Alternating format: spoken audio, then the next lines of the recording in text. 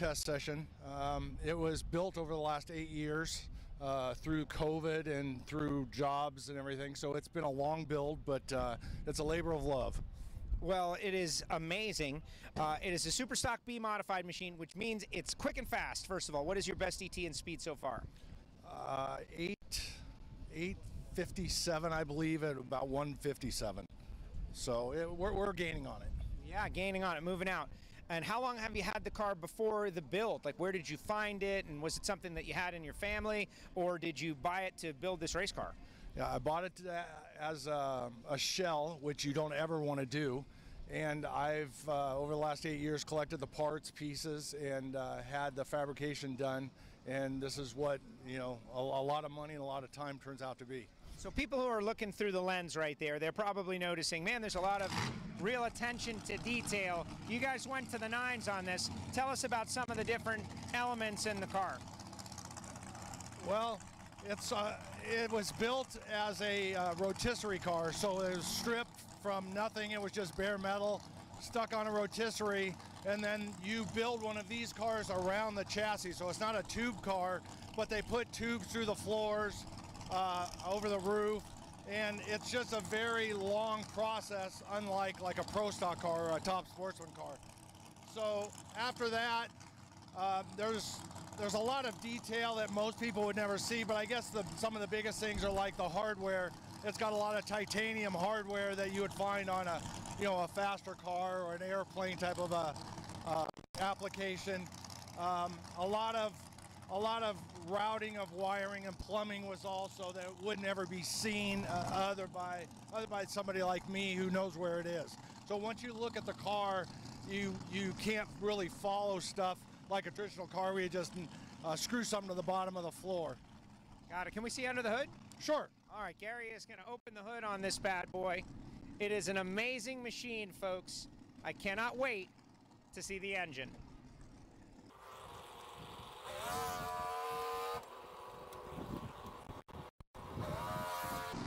A little assist from Justin Lamb helping you out there. You got a 5-time champ helping take your hood off. Well, Justin's a 5-time champ for a lot of reasons, but he's been helping me out. We've been racing together for about 3 years now, and he is a very big part of getting this car going. We didn't really know each other when I was doing the build, but through racing with Fletcher, and then Fletcher stopped coming out here, so I got hooked up with Justin, and I've been racing with him for about 3 years. He sort of took me under his wing and helped me finish the car. Tell us what we're looking at, and obviously, as you said, the attention to detail is through the roof. There's not a renegade wire anywhere.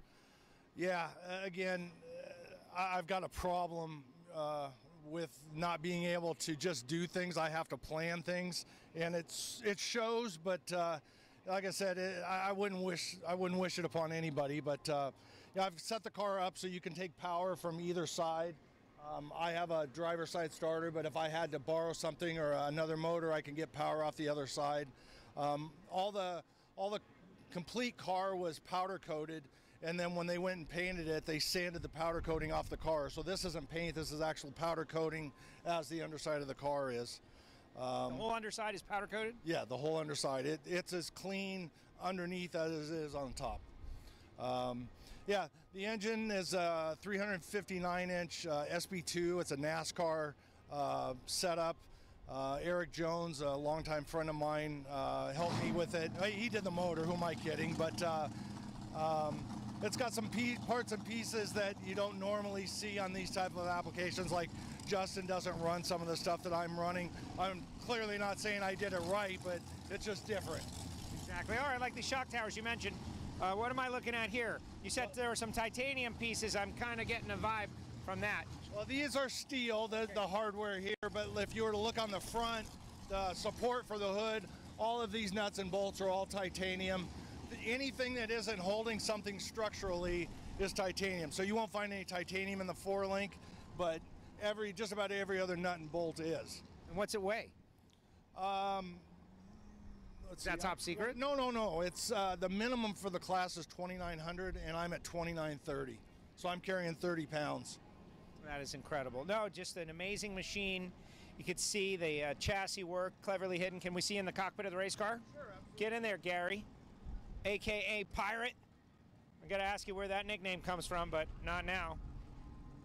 Guys, when they brought this car out a few weeks ago, it caught everybody's eye. It was actually nominated and I believe won the Best Engineered award from the tech department.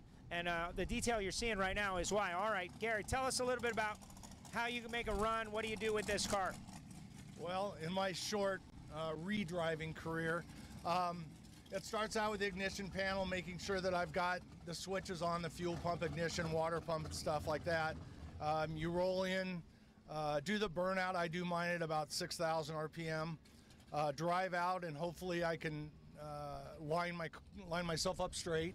And then a quick check to make sure the O2s are on, the transmission fan is on, and then I drive up and put the top light on, make sure I'm in low gear, and just bump in until hopefully the bottom bulb flickers. I haven't really gotten good at that yet. And then when the other guy or both of us are staged, you hold the trans brake button down, and when the bottom yellow comes on, you let off. Amazing. So how long have you been racing prior to this? Like, how do you end up with an amazing drag race car if you're not a drag racer right off the bat? Like, how did that happen?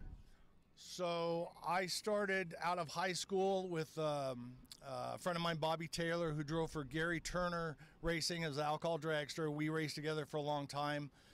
Bobby left to do other things, and I was friends with Jay and Shelley. So I helped Jay with his car. He switched over to a funny car, and then I got out of that and started hanging around with